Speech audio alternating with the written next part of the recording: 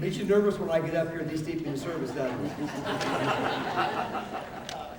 Give you my word. We'll be out by the time the second service begins, okay?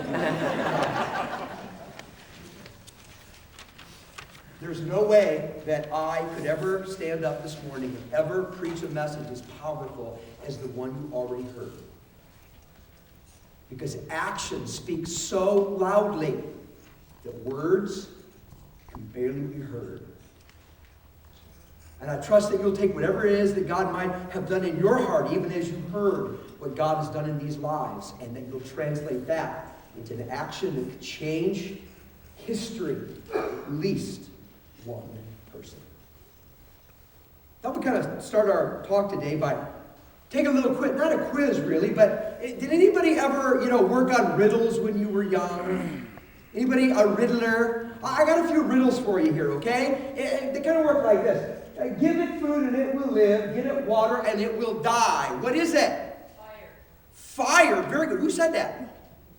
Very good, Tony. Excellent. That's right. So fire. See, that really was the answer. All right? So you get the way this works. As soon as you think you know the answer, just blurt it right out. All right, here we go. Next riddle. Remove the outside, cook the inside, eat the outside, throw away the inside. What is it? Corn on the cob. Very good. We got some real riddlers here. That's excellent. It's corn. That's right. Next riddle. What goes around the world and yet stays in a corner? Okay, you are now disqualified. Okay. Don, Melissa, controller, will ya? Thank you. Appreciate it. There's no controller. Well, in that case. Ushers, if you would, make your way over to the clerk. That's right. It's a stamp. Now, for everybody besides Tony, here's the next one. What gets wetter the more it dries? A towel. Oh, that's right. A towel. Man, some of you are good. I thought you had to scratch your head a little bit on this one. It's a towel. All right? Here's another one for you. Figure this one out.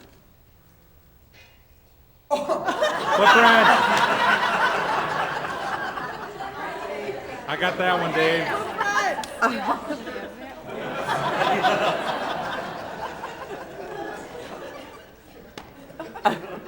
What's the answer? Okay, how about this one? Don't mess with me back there. What can run but never walks, has a mouth but never talks, has River. a head but never weeps, has a bed that never sleeps? What? River. That's right, it's a river. Who said that? Before you got that. Nice job. That's exactly right. It is a river. All right, I think we have one final one here for all of the riddlers. What do people crave and God wants you to have, but if you seek it, you'll never get it? Happiness. That's exactly right. It's happiness. We crave it, do we not? How many people here crave happiness? You want to be happy? Yeah, me too. There's all sorts of emotions that flow through human beings that if they happen very often, we either seek counseling or we get medication for. Right?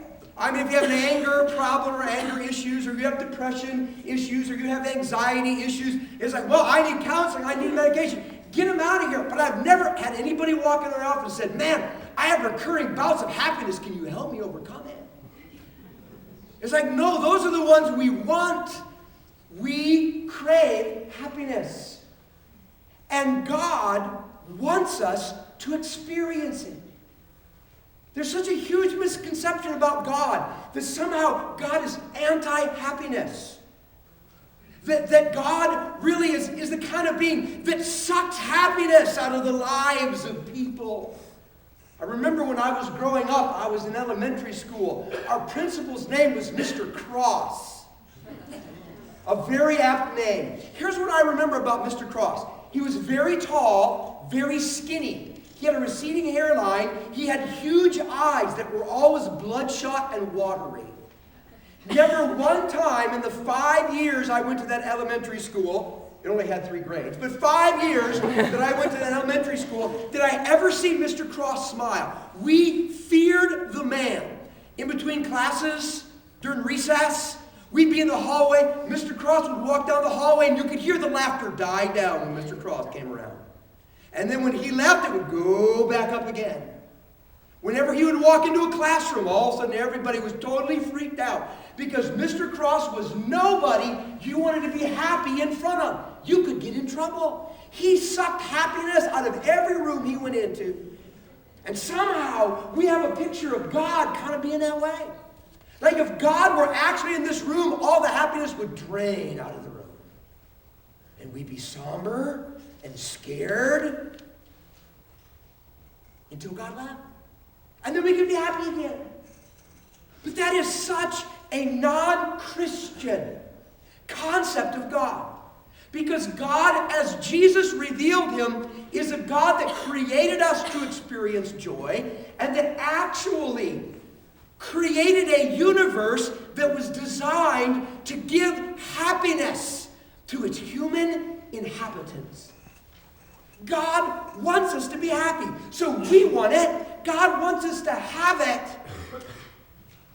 But here's the rub. If we make happiness our goal in life, we will never really find it.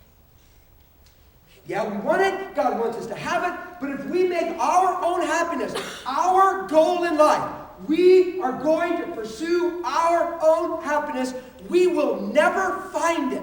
Under those circumstances, happiness becomes like the last number in pi. You know what pi is? Sure. It's coming back to it, isn't it? Pi is that number that kind of explains the ratio between diameter and circumference in a circle. Pi is 3.14, right? Well, yeah. But you know, mathematicians call it an irrational number. What that means is that after the point, all of the numbers that come after that have no pattern to them. Mathematicians also call it a transcendent number because it has no end. In fact, pi is not simply 3.14. It's 3.14,592,535,897,932,846. 264,38,3279,5. You want me to keep going? They developed a yes, it'll be better than the rest of the message. They developed a supercomputer that worked on pi. They went hundreds of billions of digits after the point, and it still doesn't have an end. If we try to make happiness our own goal in life, we are as likely to actually achieve it as we are to get the last number in pi.